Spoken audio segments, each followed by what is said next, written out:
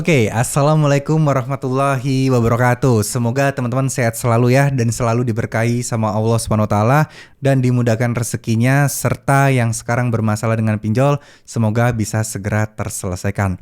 Amin amin ya robbal alamin. Tentunya kita tahu bahwa segala masalah di dunia ini nggak lepas dari yang namanya takdir Allah. Anggap aja yang kalian lakukan ini saat ini musibah yang ada yang membuat kalian terjerat di pinjol, anggap aja adalah cobaan, anggap aja lah sebuah ambil hikmahnya, sebuah kesalahan yang harus kita perbaiki di kemudian hari, ya. Jadi ketika kita mendengar bahwa pinjol akan melakukan tindakan tegas kepada nasabah-nasabah yang galbay, nggak usah dipercaya. Tegas apanya? Maksudnya bagaimana gitu ya. Jadi kalau ada yang menakut-nakuti teman-teman, wah hati-hati loh, pinjol bakal tindak tegas nih kalau kalian tidak membayar. Jawaban saya cuma satu, aturan OJK aja sudah ada aturan-aturannya bahwa pinjol harus bolehnya ngapain, yang tidak boleh ngapain. Harus nagih juga sesuai dengan harkat dan martabat, harus yang sopan, tidak boleh main fisik dan lain sebagainya. Ya, nah sekarang ada bilang akan tidak tegas, akan dipidana, akan somasi, akan masuk sidang dan lain sebagainya. Buktinya apa? Masuk sidang yang bagian mana gitu ya. Masuk sidang bukan berarti akhir segalanya loh.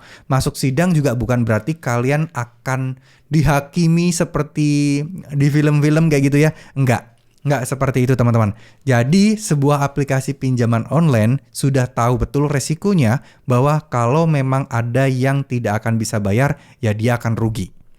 Dan konsekuensinya adalah ya dia tidak boleh menagih terus-menerus yang membuat mengganggu banget, yang merugikan nasabah yang galbay itu gitu ya. Karena resikonya udah jelas. OJK udah bilang kalau ada yang galbay dan nggak bayar-bayar lebih dari 90 hari, ya udah masukin ke SLIK OJK, laporkan ke SLIK OJK.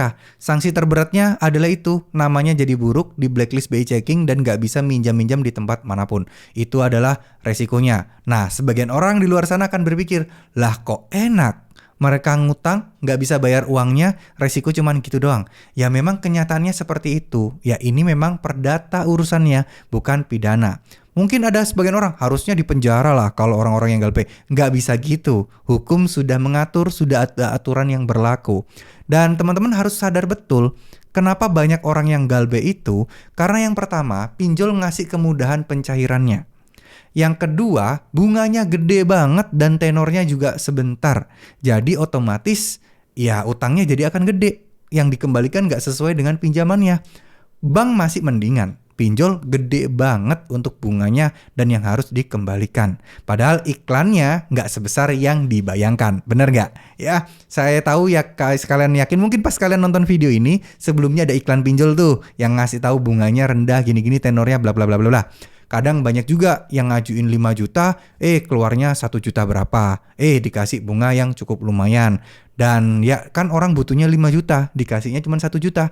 Ujung-ujungnya apa? Pinjam di tempat lain, biar mencukupi semua itu. Karena udah terlanjur pinjam, ini duitnya buat apa? Harus dikembalikan buat bunganya. Namanya juga orang udah kepepet, nggak punya duit. Terus gimana? Jadi nggak bisa kita menyalahkan teman-teman di luar sana yang galbay pinjol doang. Karena apa? Karena gini loh teman-teman, mereka juga kepepet, mereka juga bukan dengan sengaja minjol untuk berfoya-foya. Banyak di antara saudara-saudara kita di luar sana itu yang galbay ya karena memang kondisi dan keadaan yang kepepet dan gak ngerti lagi harus bagaimana. Jadi kita harus sedikitnya berempati kepada saudara-saudara kita tersebut ya. Jangan asal digas aja, utang mah harus dibayar, lo enak banget ngutang gak mau bayar. Gak kayak gitu teman-teman. Setiap orang pasti punya musibah, punya khilafnya, dan punya kepepetnya. Gak bisa hidup orang kita samakan dengan hidup kita gitu loh. Jadi ya namanya orang galbay, ya kita harus support secara mental gitu loh. Maksudnya jangan sampai mereka melakukan tindakan-tindakan yang di luar batas, sampai menyakiti diri, menyakiti orang lain. Nah itu jangan sampai. Jadi jangan dihakimi, jangan dijudge, jangan dihina-hina. Ya mereka nggak mau kok ada di situasi utang kayak gini. Mereka nggak mau gitu loh. Dan buat teman-teman yang saat ini lagi galbay, udah teman-teman tidak perlu malu. Teman-teman tidak perlu takut. Teman-teman tidak perlu gelisah. Pasrahkan semua ini, ikhlaskan semua ini sama Allah SWT. Ya, kita mulai bertobat dulu. Mulai dari sholat tobat dulu yang ikhlas, minta ampun, minta permohonan maaf.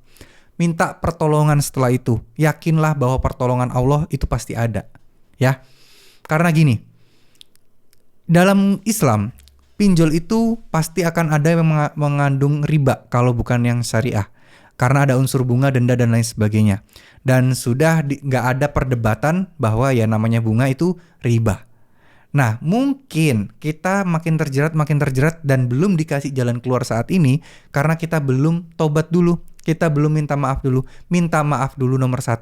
Kita berusaha untuk bertobat. Yakinlah bahwa Allah akan menolong kita. Bukannya apa-apa. Kalau kalian nggak percaya tentang agama dan lain sebagainya, coba logikanya kita nalar deh.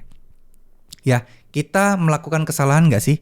Ya jelas, iya. Karena kita minjam, kita nggak bisa bayar. Tapi kembali lagi, kesalahan ini bukan sesuatu yang hina, bukan sesuatu yang harus membuat kalian harus makin terpuruk lagi, enggak. Tapi semua orang punya kesempatan untuk menjadi lebih baik lagi.